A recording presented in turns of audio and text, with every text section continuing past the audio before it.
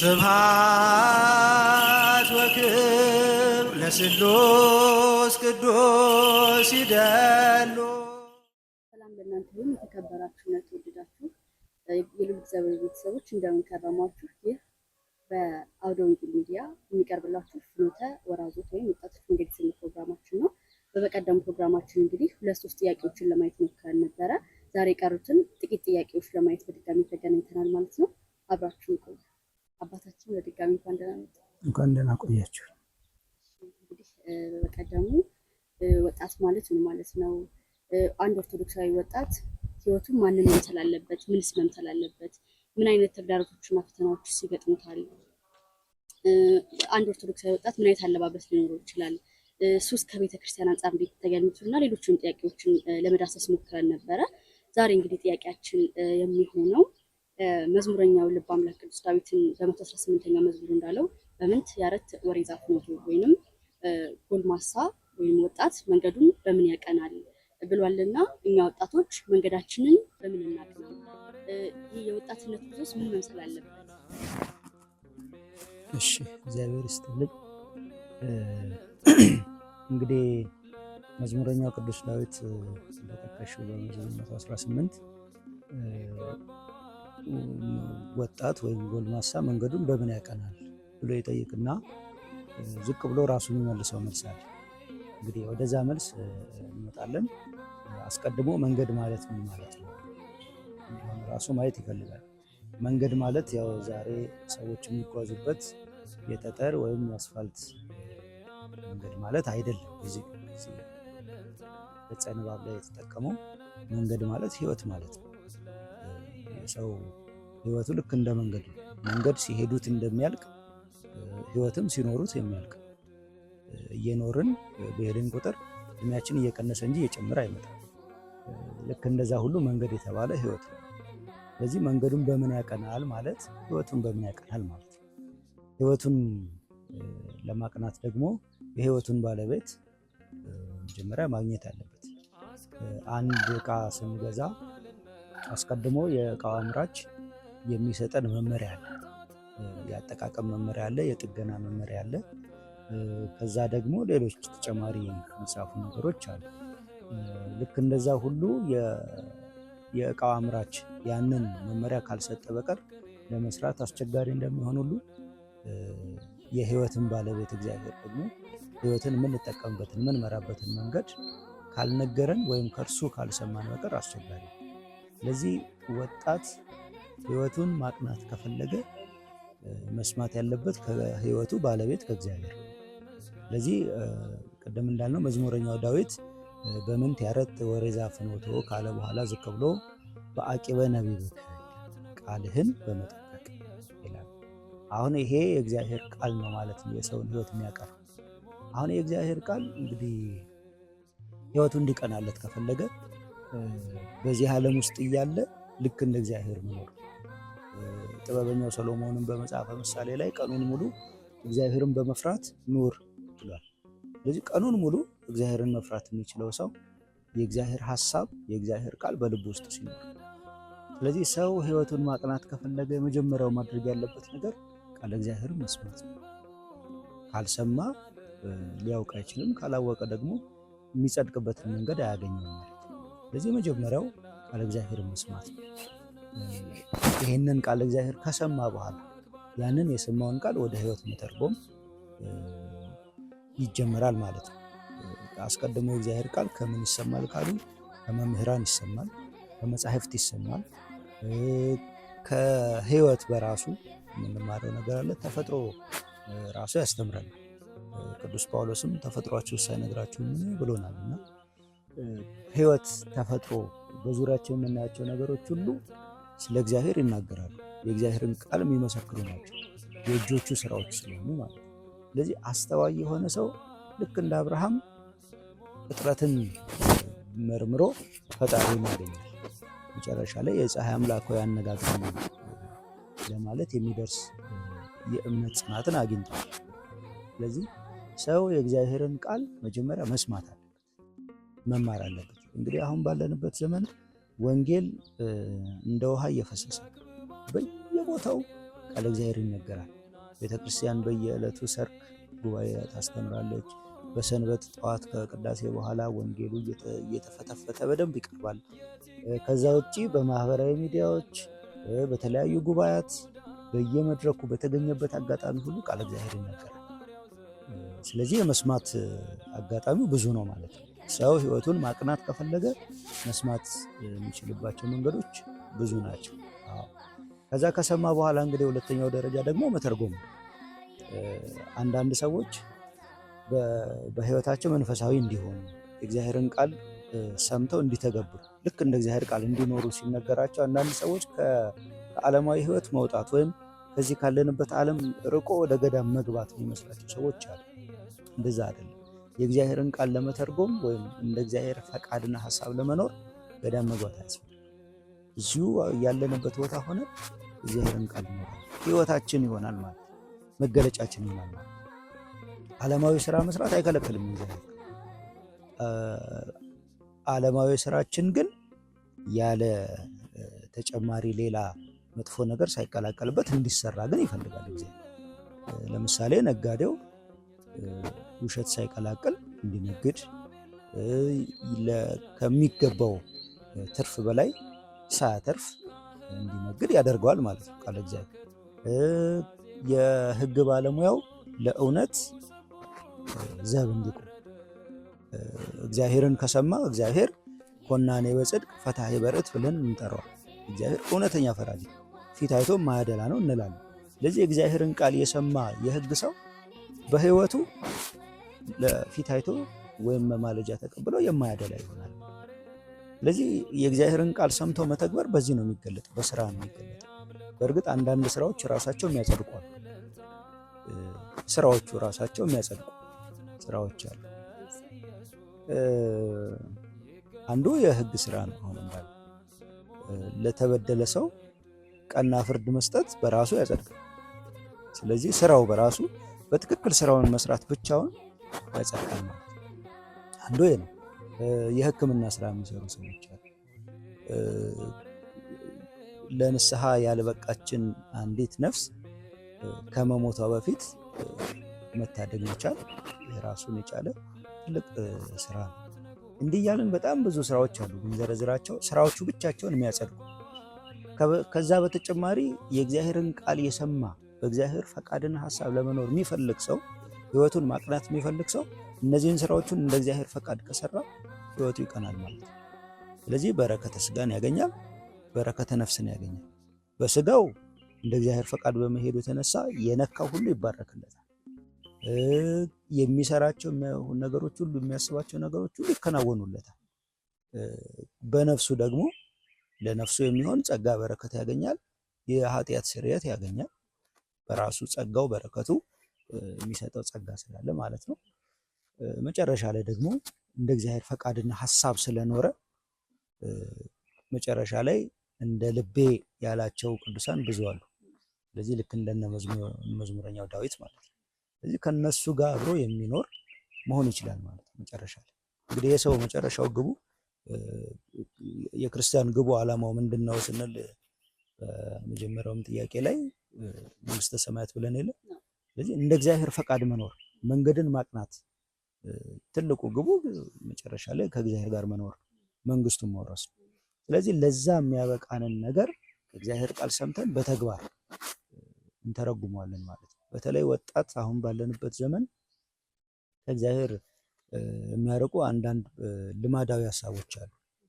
ወጣት እያለ ወደ ቅዱስ ቁርባን እንዳይቀርብ የሚያደርጉት፣ ወጣት እያለ ቤተክርስቲያን መሄድ እንደው በጣም በሚያሳዝን ሁኔታ አንዳንድ አካባቢ ምን ሰምቻለሁ፣ በወጣትነቱ ቤተክርስቲያን መሄድ የጀመረ ሰው ቶሎ ይሞታል የሚል እሳቤ ያላቸው ሰዎች ሁሉ አሉ።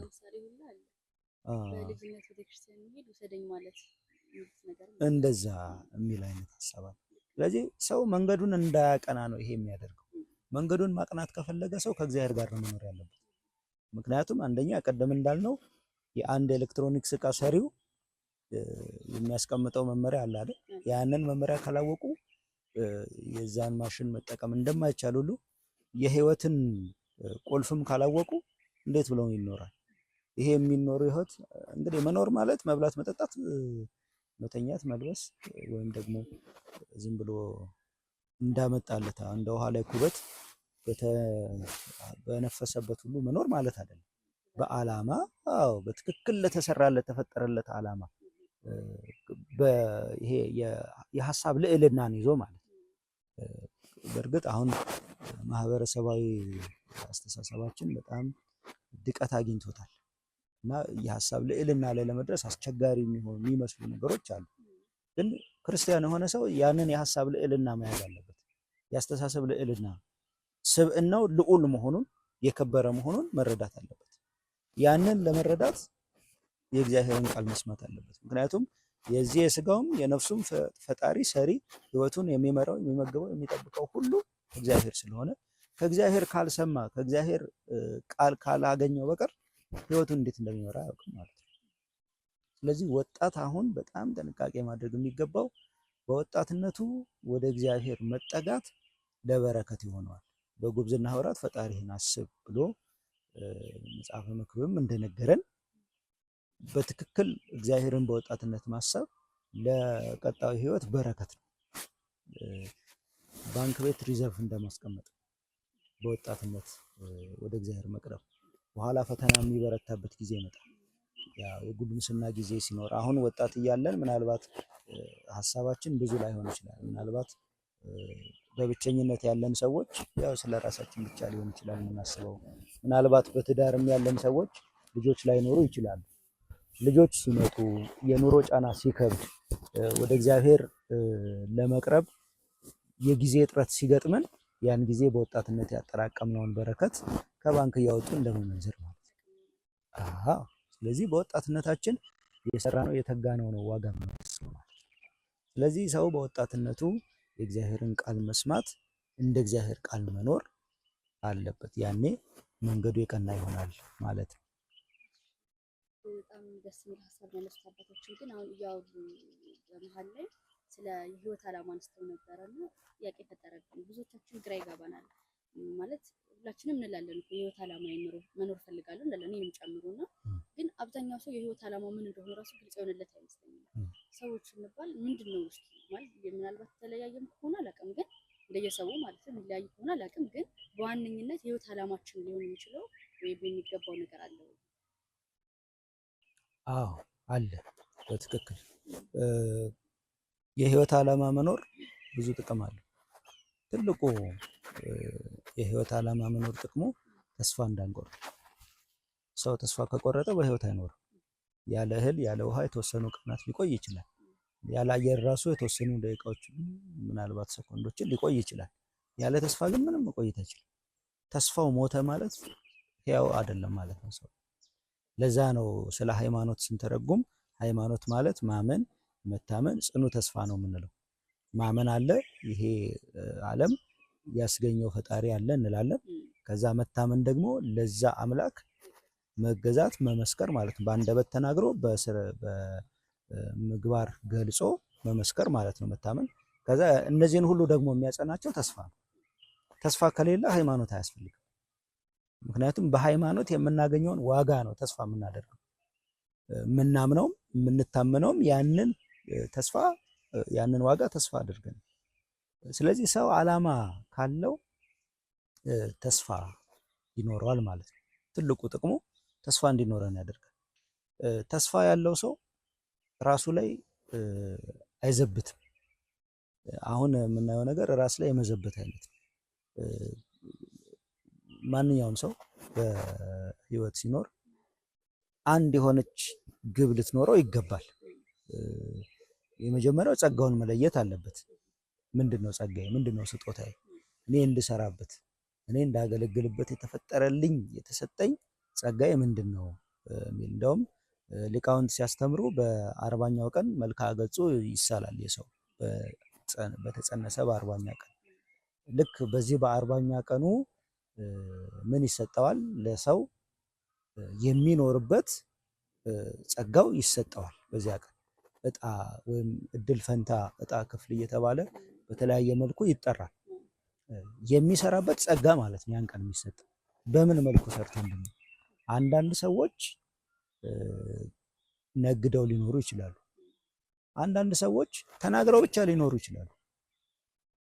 አንዳንድ ሰዎች ወታደር ሆነው ሊኖሩ ይችላሉ። አንዳንድ ሰዎች ነገስታት፣ መሪዎች፣ ገዢዎች ሆነው ሊኖሩ ይችላሉ።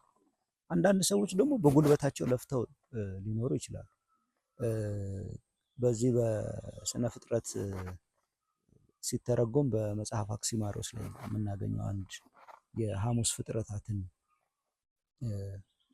የሰሉስ ፍጥረታትን አንስተው ሲተረጉም የሚናገራት ነገር አለች እና ፍሬ የሚያፈሩበት በተለያየ መልኩ ነው። እጽዋት በራሳቸው የሚያፈሩ አሉ፣ በጎናቸው የሚያፈሩ አሉ፣ ከዛ ደግሞ በስራቸው የሚያፈሩ አሉ። እነዚህን የሰው ጸጋው ነው ይላል ቅዱስ ኤጲፋንዮስ ሲተረጉም። በራሳቸው የሚያፈሩ ማለት ለፍተው ጥረው ግረው በጉልበታቸው ደክመው ለጌታ አድረው ለሚያዝ ለሚገዛ ሰው ተገዢ ሆነው በጉልበታቸው የሚኖሩ ሰዎች ምሳሌ ናቸው። በጎናቸው የሚያፈሩት ደግሞ ነግደው ወጥተው ወርደው የራሳቸውን ስራ ሰርተው ትዳር ይዘው አግብተው ወልደው የሚኖሩ ሰዎች ምሳሌ ናቸው። በስራቸው ደግሞ ፍሬ የሚያፈሩ እጽዋት አዘው ናዘው የበላይ ሆነው ገዢ ሆነው የሚኖሩ ሰዎች ምሳሌ ናቸው። ስለዚህ የሰው ጸጋው የተለያየ ነው ማለት ነው። ለጉልበት ስራ ወይም በጉልበቱ ሰርቶ እንዲያድር የተመረጠ ሰው መሪ ቢደረግ ስራውን መስራት አይችልም። አብሮታች ሲሰራ ነው የምናገኘው የመምራቱን ስራ ትተው ጸጋው ስላልሆነ።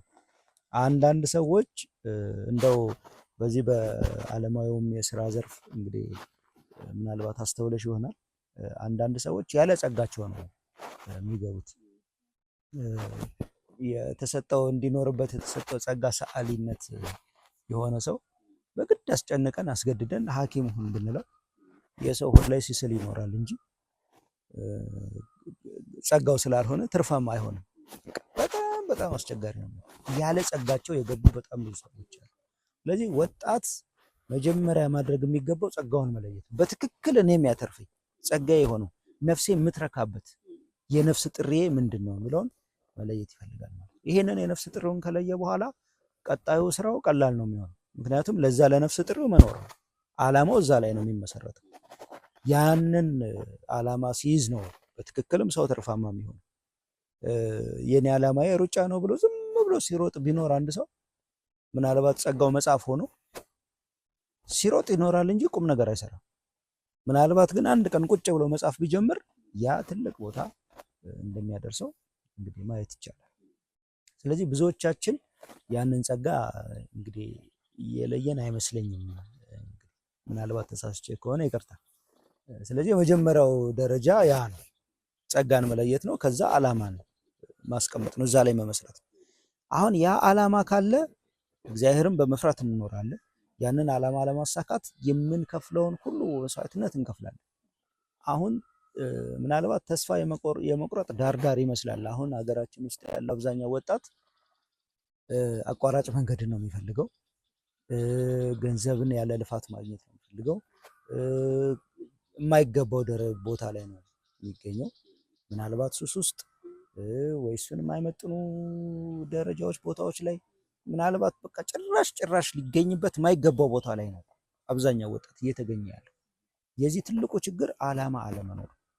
ዓላማውን በትክክል ካስተካከለ ወጣት በከንቱ የሚያጠፋው ጊዜ የለም። ምክንያቱም ያለችን ህይወት በጣም አጭር ነች። እንግዲህ ለአንዳንድ ሰዎች ወይ ዓላማ ለሌላቸው ሰዎች ይሄ ህይወት በጣም ረጅም ሊመስላቸው ይችላል። 70 ዓመት አሁን እዚህ ዓለም ላይ ቢኖር በጣም ረጅም ሊመስለው ይችላል። 70 ዓመት ሙሉ የሚል ሰው ይኖር ይሆናል። ግን 70 ዓመት በጣም ጥቂት ነች። በእግዚአብሔር ዘንድ እንደው ግማሽ ቀን እንኳን እንደማትሞላ ነው እንግዲህ መጽሐፍት የሚነግሩ። ምክንያቱም በእኛ 1000 ዘመን ነው፣ በእግዚአብሔር አንድ ቀን። ስለዚህ 70 ዓመት ምንም ነው፣ በደቂቃዎች እንደ ቅጽበት ነው የሚያልፈው ማለት ነው። ስለዚህ ያቺ 70 ዓመት እንዲሁ በከንቱ ማለቅ የለባትም።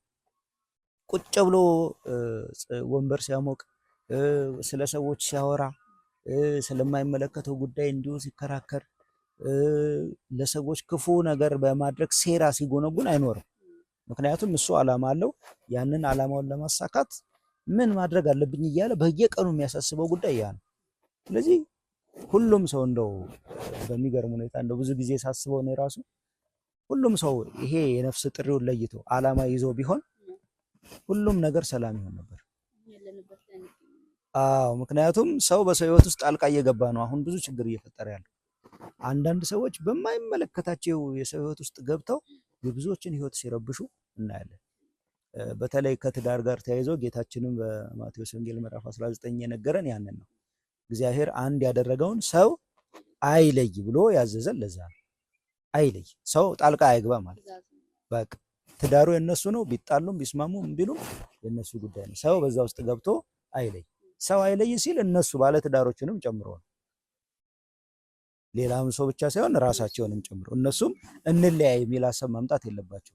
እንዴት አድርገን ታርቀን እንኖር የሚል ሀሳብ ስለሚያስፈልግ ማለት ነው። ስለዚህ ሰው በሰው ህይወት ውስጥ ጣልቃ መግባት የጀመረው ዓላማ ስለሌለው ይመስለኛል። እና ዓላማ ካለው አንድ ሰው ህይወቱን ሁሉ ቀና ለማድረግ የሚችለውን ይጥራል ማለት ነው። ለዛም ደግሞ እግዚአብሔር ይባርከዋል። ምክንያቱም በልፋቱ ልክ እነዛ 3 አገልጋዮች የተለያየ መክሊት ተሰጥቷቸዋል። እንደውም ገብርኄር የምንለው የአብይ ጾም ሰንበት ላይ የሚታሰብ ታላቅ ቀን ነውና ለሶስቱ የተለያየ መጠን ያለው መክሊት ነው የተሰጣቸው። ለአንዱ 2፣ ለአንዱ 5፣ ለአንዱ 1 እንዳቅሙ ተብሎ ነው የተሰጠው። ስለዚህ አሁን እነዚህ ሰዎች በጸጋቸው ነው የተሰጣቸው፣ በጸጋቸው ተጠቅመውበታል። መክሊት የተባለው ጸጋ ነው። ስለዚህ ያንን መክሊት ተጠቅመውበታል። አንዳንዶች ማስተማርም መቀደስም መዘመርም ቁጭ ብሎ መማርም ማስተባበርም መምራትም ጸጋ ሊሆናቸው ይችላል። ይሄንን ሁሉ ተጠቅመውበት ብዙ ያተርፉበታል። ለአንዳንድ ሰዎች አንድ ሊሆን ይችላል የሚሰጠን ጸጋ እንዳቅማችን እንድንሰራ፣ ያችን ሰርተን ልክ ስናበረክታት ሌላ ይጨመርልናል ማለት ነው። ስለዚህ አሁን ጸጋውን የለየ ሰው በጸጋው ሲጠቀምበት እግዚአብሔር ሌላ ይጨምርለታል፣ ይባረካል ማለት ነው። ስለዚህ ወጣት ተስፋ ቆርጦ በአቋራጭ መንገድ ስለመክበር ምናልባት በበረሃ በእግር ተጉዞ ከሀገር ስለመውጣት ላያስብ ይችላል። እዚህ ባለው መኖር ይችላል። ምክንያቱም የክርስቲያን ሀገሩ የትም ነው። እግዚአብሔር ባለበት ሁሉ ክርስቲያን መኖር ይችላል። በጣም ነው የሚገርመው። እንደው አሁን እኛ እዚህ ያለንበት ሀገር እንግዲህ ክርስትናው ባህሉን በደንብ አድርጎ የቃኘበት ስለሆነና ጥሩ ህይወት ስለኖርን እንደው ብዙ ላይሰማን ይችላል። ምናልባት በሌላው ዓለም በተለይ ክርስትና የማይነገርባቸው ዓለሞች አሉ። በዚህ በአረቡ ዓለም ከዛም ራቅ ያሉ ክርስትና ጭራሽ የማይታወቅባቸው የሚመስሉ ቦታዎች አሉ። እዛ ውስጥ የሚኖሩ ሰዎች ናቸው ይሄንን መመስከር የሚችሉት። እግዚአብሔር እዛ ውስጥ እንዴት እንደሚያኖራቸው ያውቃሉ። እንዴት ተጠብቀው እንደሚኖሩ፣ እንዴት እግዚአብሔር እንደሚረዳቸው፣ እንዴት እንደሚባርካቸው ያውቃሉ። ስለዚህ የክርስቲያን ሀገሩ የትም ነው። አገር ስለቀየርን ብዙ የሚቀየር ነገር ላይኖር ይችላል። ዋናው ጸጋችንን ካገኘንና ከእግዚአብሔር ጋር ያንን መኖር ከቻለን እግዚአብሔር በረከት ሁሌም ከኛ ጋር ነው ማለት ነው። ይሄንን በተግባር ያሳዩንም ሰዎች አሉ። ስለዚህ አሁን ከባድ ነው ለመኖር አይቻልም የሚባልበት ሀገር ውስጥ ሆነው ትርፋማ ሆነው የሚኖሩ ሰዎችም አይተናል። እንግዲህ ለምንድን ነው የሚለው እንግዲህ ራሱን የቻለ ጥናት የሚጠይቅ ነው። እንደው በአጠቃላይ ግን ክርስቲያን እግዚአብሔር ባለበት ሁሉ ይኖራል፣ ዓላማውን እስከለየ ድረስ ትርፋማ ይሆናል የሚል ሀሳብ አለኝ። በጣም ትልቅ ሀሳብ ነው ያነሱትና ይመስለኛል ይህ ጥያቄ የትውልዱ ጥያቄ ነው። የትውልድ ጥያቄ ነው ብዬ አስባለሁ። ምክንያቱም ዓላማችንን መለየት ብንችል አሁን ላይ ወጣቱ ያለበት ቦታ ላይ አይገኝም፣ ወይ ደግሞ አሁን ካለንበት ከፍ ብለን ነበረ እንጂ አሁን ባለንበትማ እኮ ምንም ዙሪያችን ላይ ምንም የምንሰማው ነገር ጥሩ ነገር አይደለም። ብዙ ነገሮች አሉ። ግን ወደ እግዚአብሔር ብንቀርብ በሱ በቃሉ ብንመራና ዓላማችን አውቀን በዛ በዓላማችን መስራት ብንችል ይበልጥ ትርፋማ እንሆናለንና ትርፋማ ምንድነው እንግዲህ አምላካችን ቅዱስ ፈቃዱ ይሁንልን። ሌላኛው ጥያቄያችን እንግዲህ ወጣቶች እንዴት ራሳችንን መግዛት አለብን?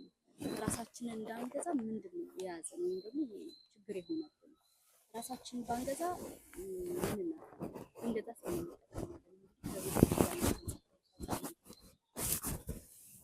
እሺ እንግዲህ ራስን መግዛት በዚህ ገላትያ 5 ላይ ቅዱስ ጳውሎስ የጠቀሳቸው የመንፈስ ፍሬዎች ይባሉ አሉ።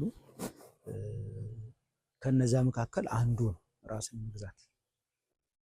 ራስን መግዛት በጣም ትልቅ ጸጋ ነው።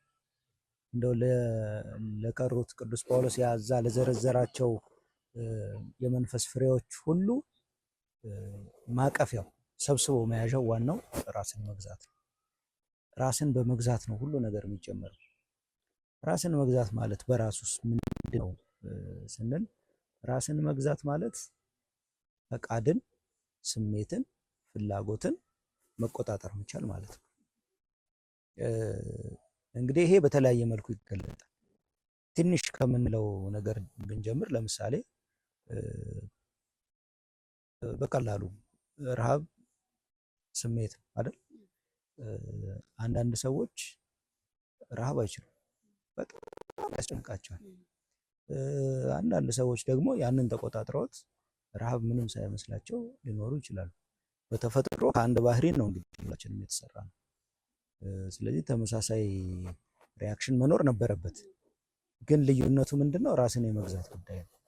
አንዳንድ ሰዎች የምግብ ፍላጎታቸውን ይቆጣጠሩታል።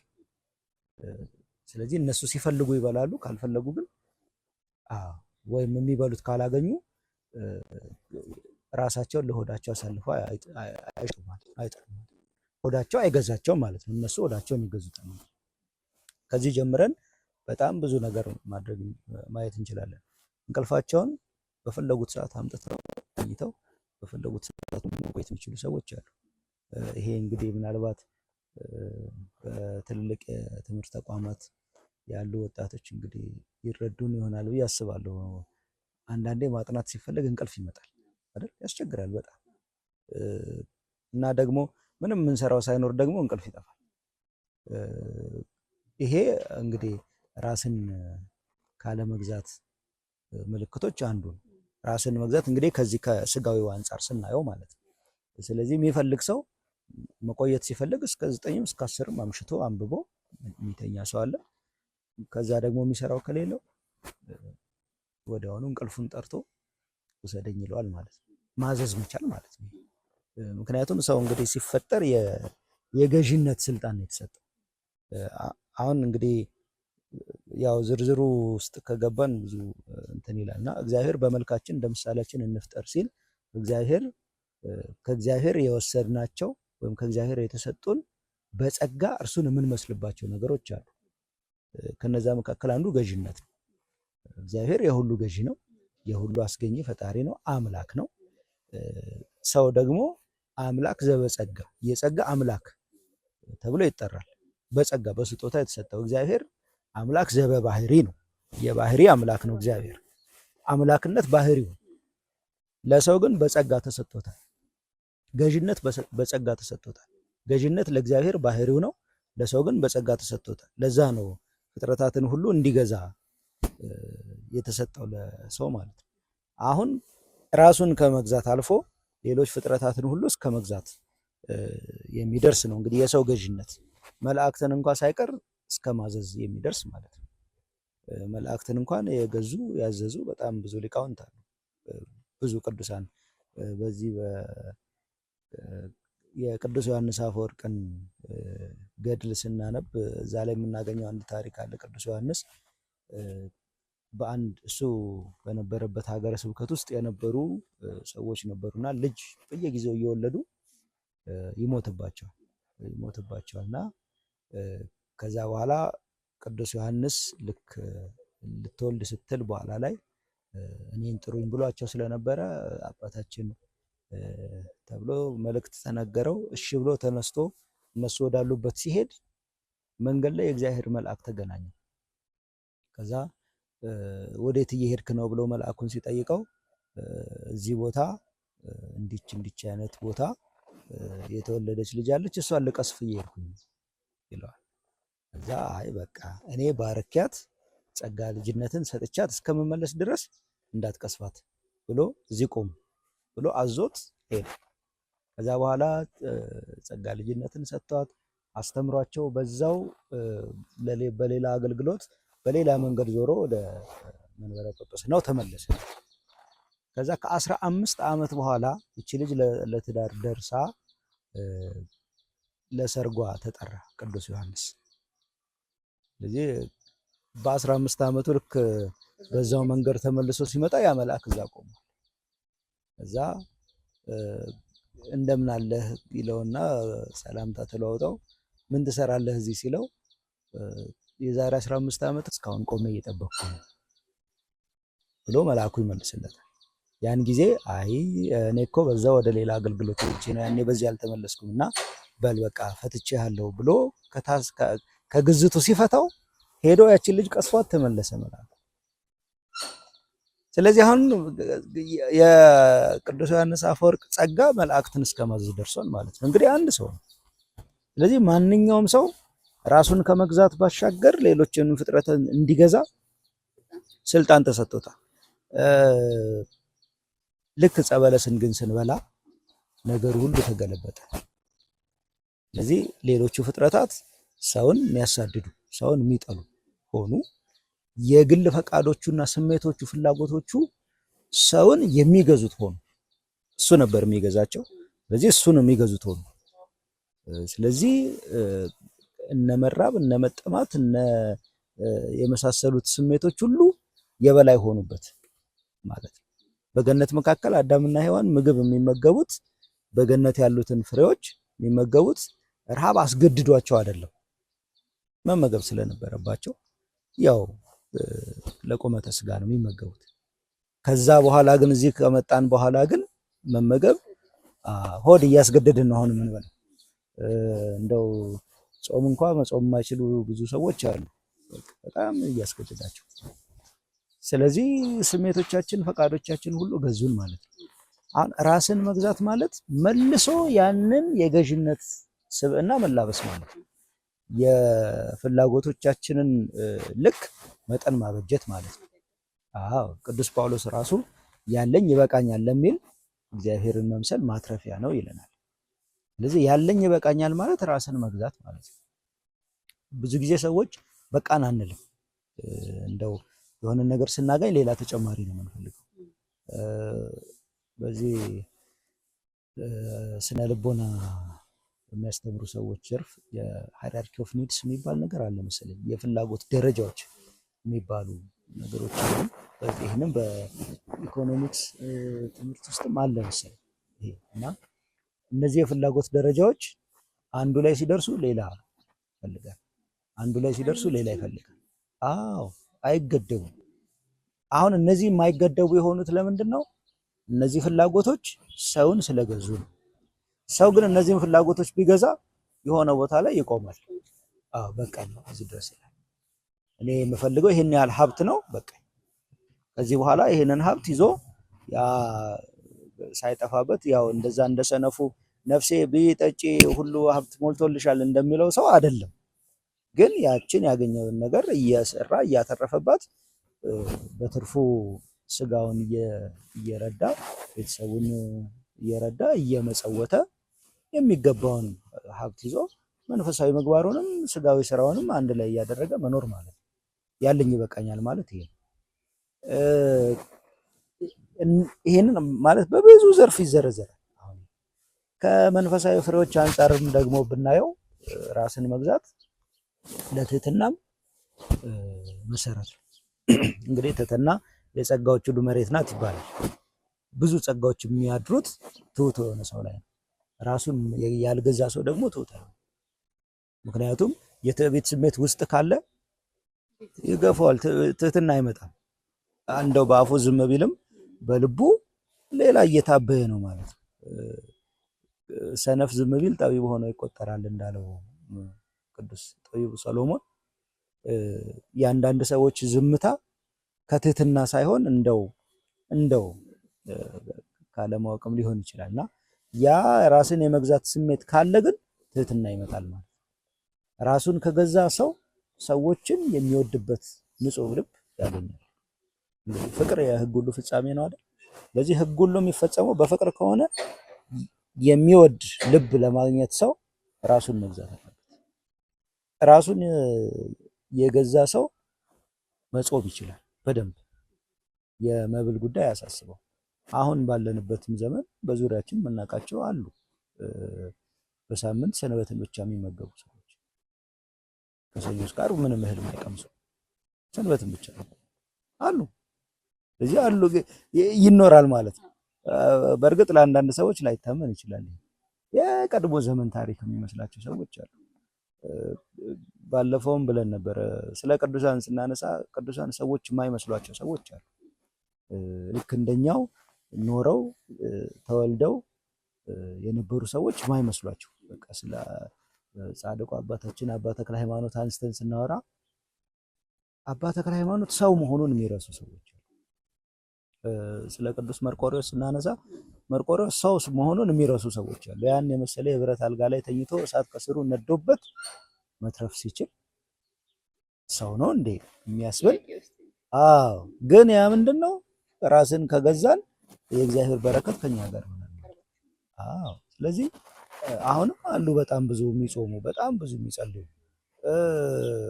በከተማ ስራ እየሰሩ ቢሮ ውስጥ እየሰሩ ቀን ሰው ሳያቸው ሱፍ ለብሰው በጥም ብሎ በቃ እንደው ራሳቸውን ጠብቀው የምናያቸው ከውስጥ ግን በቅንዓት ታጥቀው ሰንሰለት አስረው የሚኖሩ በጣም ብዙ ሰዎች አሉ። ቤታቸው ብንሄድ ገዳማዊ ህይወትን የሚኖሩ ብዙ ሰዎች አሉ። እነዚህ ራሳቸውን የገዙ ናቸው። እነዚህን ሰዎች በተግባርም ሲኖሩ ስናያቸው ትሁት ናቸው። አንደበታቸውን የገቱ ናቸው። ክፉ ቃል ካፋቸው አይወጣም። እንደው ይሄ የስድብ ቃል ተውት። ስድብ ቃል እንግዲህ የአውሬው ስጦታ ነው፣ ለአውሬው የተሰጠ ነው። በእግዚአብሔርና በቅዱሳኑ ላይ ስድብን ይናገር ዘንድ የስድብ አፍ ተሰጠው ተብሎ ለአውሬው ነው የተነገረው። ስድብ ጭራሽ ክርስቲያን ለሆነ ሰው ጭራሽ የማይፈቀድ ነው። ስድቡ ቀርቶ ቆጣ ያለ ኃይለ ቃል እንኳን የማይናገሩ ሰዎች አሉ። አሁን ይሄ ራስን መግዛት ነው። በእያንዳንዱ እንቅስቃሴያቸው ውስጥ ደስተኞች ሆነው የሚኖሩ። ደስተኛ መሆን ራስን መግዛት ነው። ደስታ ዝም ብሎ አይመጣም። በሀብት ብዛት ይመጣል፣ ወይም ብዙ በመብላት ይመጣል። ደስታ የምንፈልገውን ሁሉ ስላሳካን ይመጣል። እንግዲህ ሰክሰስፉል ነን የሚሉ ሰዎች ይህንን መጠየቅ ይችላሉ። ስኬታማ ነኝ እኔ ብለው ብዙ ሰዎች ያወራሉ በየመድረኩ። እንደውም አንዳንዶቹ አነቃቂ ነን ሁሉ እያሉ እኔ ስኬታማ የሆንኩት እያሉ ያወራሉ። እስኪ ራሳቸውን ይጠይቁ። እነዚህ ሰዎች ደስተኞች ናቸው? በትክክል ለሰው በሚታይ ሳይሆን እንደው ለነፍሳቸው ታምነው ደስተኞች ናቸው ከሆኑ ጥሩ ነው፣ ራሳቸውን ገዝተዋል ማለት ነው። ካልሆኑ ግን ራስን መግዛት ገና ይቀራል ማለት ነው። ገና የሚቃትት ፍላጎት አለ ማለት ነው። ከውስጥ አምጣ አምጣ የሚል አለ ማለት ነው። ስለዚህ ራስ አልተገዛም። ግን ራሱን የገዛ ሰው ስኬታማ ቢሆንም ደስተኛ ነው። ባለው ነገር ነው የሚደሰተው።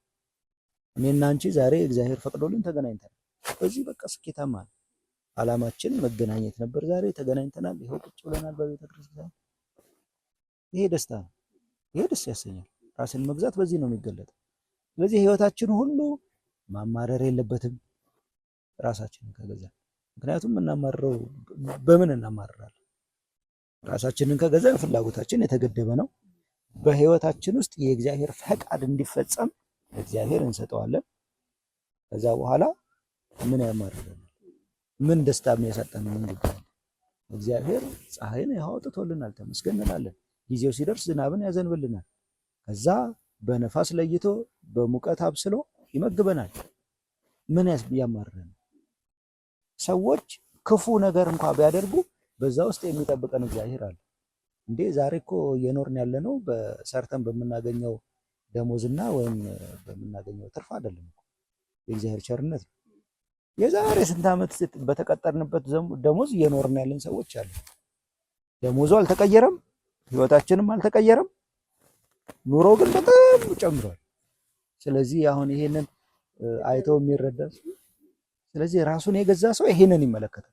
ስለዚህ ለምን ይማረራል? በምን ይማረራል? በምን ያዝናል? የሚያሳዝን ጉዳይ የለም።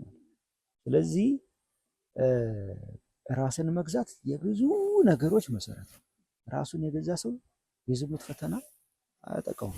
አሁን ባለንበት ዘመን ወጣቶች በጣም በዝሙት እየተጠቁ ነው። እንግዲህ በስርዓተ ትምህርት ደረጃ በካሪኩለም ደረጃ ትምህርት ቤት ይሰጣል። ሰው ሩካቤ ማድረግ እንዳለበት የሚያስተምሩ ብዙ ነገሮች አሉ። ሩካቤ ማድረግ እንደውም የቆየው ዘመን ነው። አሁን ባለው በአዲሱ ዘመን ደግሞ ግብረ ሰዶማዊ ሐሳብ ሁሉ እንደ ስርዓተ ትምህርት ተቀርጾ የሚቀርብበት ጊዜ አለ።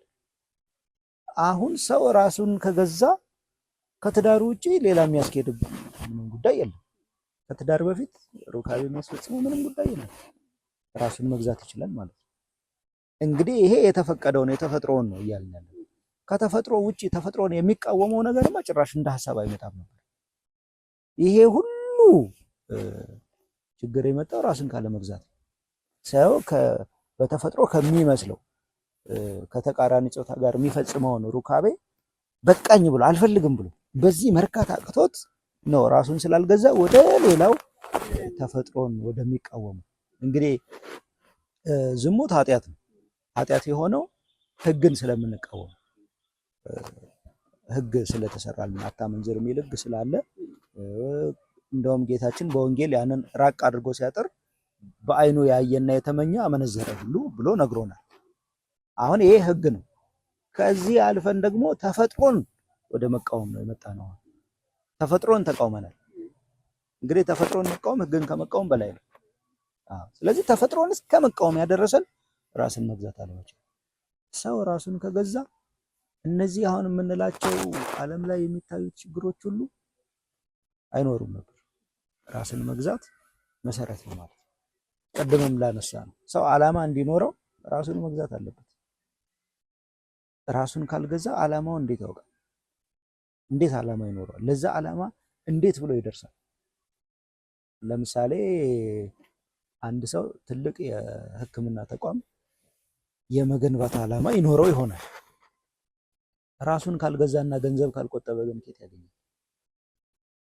ዝም ብሎ ባገኘው ቁጥር ገንዘቡን የታባቱ የሚለው ከሆነ አምጣ አምጣ ያለውን ሁሉ እየገዛ ለፍላጎቱ የሚገብር ከሆነ እንዴት ብሎ ዓላማውን ያሳካል? ራሱን መግዛት ቅድም ላነሳነውም ጥያቄ በጣም መሰረታዊ ነው ማለት በጣም መሰረታዊ። ራስን መግዛት ለየትኛውም ጸጋ፣ ለየትኛውም ስጋዊም ሆነ መንፈሳዊ ህይወት መሰረት ነው። ራሳችንን በመግዛት ውስጥ ነው ሁሉም የሚጠቃለለው። ማዕቀፉ ራስን መግዛት። ራሱን የገዛ ሰው ቅድም እንዳልነው ትሁት ነው፣ ሰውን ይወዳል፣ ይጾማል፣ ይጸልያል። ቅድም ያለ ቅዱስ ጳውሎስ በገላትያ 5 ላይ የገለጻቸው የስጋ የመንፈስ ፍሬዎች በትክክል ራስን በመግዛት ውስጥ ነው።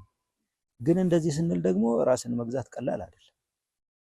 ራስን መግዛት እንደው ዝም ብሎ ድንገት ተነስቶ በቃ እኔ ራሴን እገዛለሁ ብሎ ከሱቅ እንደሚገዛ ነገር አይደለም። ራስን የሚገዛ ራስን መግዛት ብዙ ጥረት ይጠይቃል።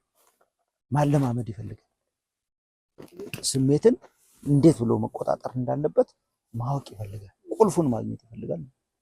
አሁን እንደው ራስን መግዛት ጥሩ ነው እያልን ስናወራ በቃ እኔ ራሴን እገዛለሁ ብለን ድንገት ምን እንዳልሆነ በደንብ ግን ማስተዋል ይፈልጋል። ከእግዚአብሔር ጋር ሆኖ ጸሎት እየጸለዩ መጽሐፍትን እያነበቡ ነው። ከዛ ደግሞ ፕራክቲካሊ ወይም በተግባር የሚገለጥ ትጋት ይፈልጋል። በተግባር የሚገለጥ